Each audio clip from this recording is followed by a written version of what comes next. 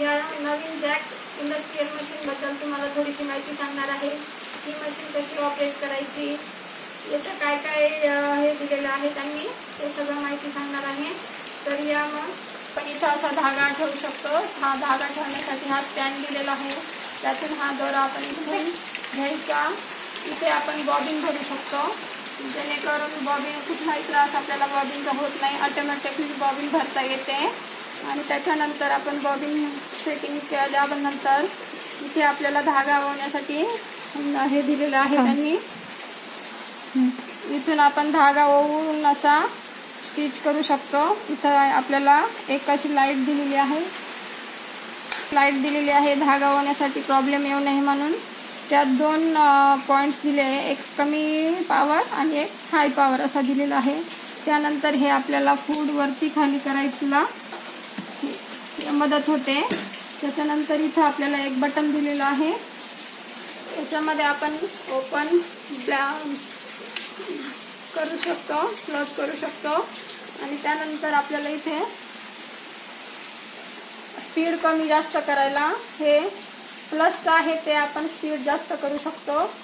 आणि मायनस आहे ते स्पीड आपण कमी करू शकतो।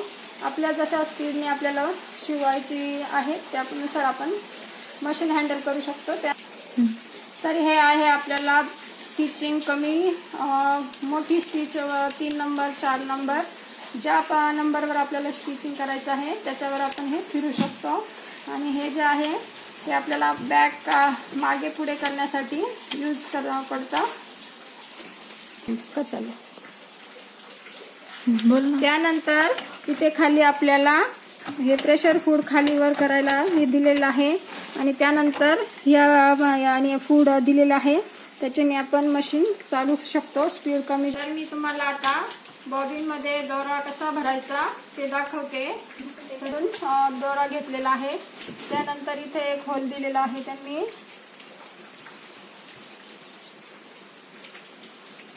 राऊंड मध्ये घेऊन पुन्हा इकडे एक होल आहे, त्यातून आपण दोरा बाहेर काढू, हे बघा। आणि ही बॉबिन अशी आहे, तर त्याला दोरा थोडा गुंडाळून घ्यायचा आहे आपल्याला, जेणेकरून ते व्यवस्थित येईल यात खोचून।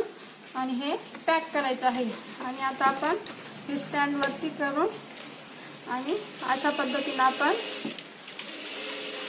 बॉबिन मध्ये धागा भरू शकतो। पुन्हा भरल्यानंतर आपोआप स्टॉप होऊन हे काढून घ्यायचं आहे। इथंच त्यांनी कटर पण दिलेला आहे, त्याच्यावर दोरा कटिंग होऊन जातो आपला। तर मी तुम्हाला आता धागा कसा ओवायचा, मशीनला धागा कसा लावायचा त्याची माहिती देते। तर हे बघा, तर आता आपण हे 3 होल दिलेले आहे, तर तुम्हाला सुईमध्ये धागा कसा ओवायचा, मशीनचा यूज कसा करायचा ते सांगणार आहे। तर पहिल्या होल मध्ये असा धागा ओवायचा, त्यानंतर पुन्हा मधल्या होल मधून असा, आणि तिसऱ्या होल मधून असा करून पुन्हा आपल्याला इथे वरती धरणे तुम्ही या होल मध्ये असं ओवून पुन्हा अजून एक होल आहे दिलेला, त्यात आपल्याला दोरा ओवून घ्यायचा आहे। हा असा करून राऊंड मध्ये पुन्हा खाली वरती असा दोरा। सोपं आहे, फक्त एकदा बघितलं का बरोबर लक्षात येतं। आणि सुई ओवण्यासाठी आपल्याला अंधार जर वाटत असेल किंवा सुई ओवण्यास प्रॉब्लेम येत असेल तर अशा पद्धतीने आपण उजेडामध्ये हा दोरा ओवू शकतो, कुठलाही प्रॉब्लेम येत नाही दोरा ओवण्यासाठी। आणि मशीनचा हे आहे ना असा दोरा वरती येतो।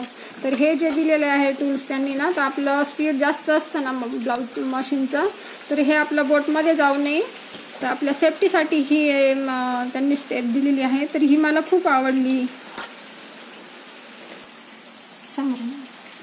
तर आता मी तुम्हाला एक स्टिच करून दाखवते, शिलाई मशीन कसं स्टिच होतंय। तर ही आपली आहे 3 नंबरची टीप, तर ही आहे आता 3 नंबरची टीप। याच्यानंतर मी तुम्हाला 2 नंबरची स्टिच करून दाखवते आहे।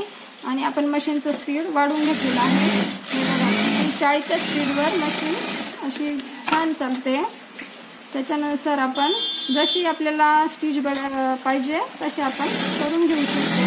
तर अशा पद्धतीने आपण ब्लाऊज स्टिच करतो। आणि ह्या लाईटमुळे ना आपल्याला एकदम काम इझी होतं। तर आपल्याला मेजरमेंटसाठी इथे त्यांनी टेप दिलेला आहे. याच्या सहाय्याने आपण कमी जास्त कसं आपलं असेल त्यानुसार घेऊ शकतो.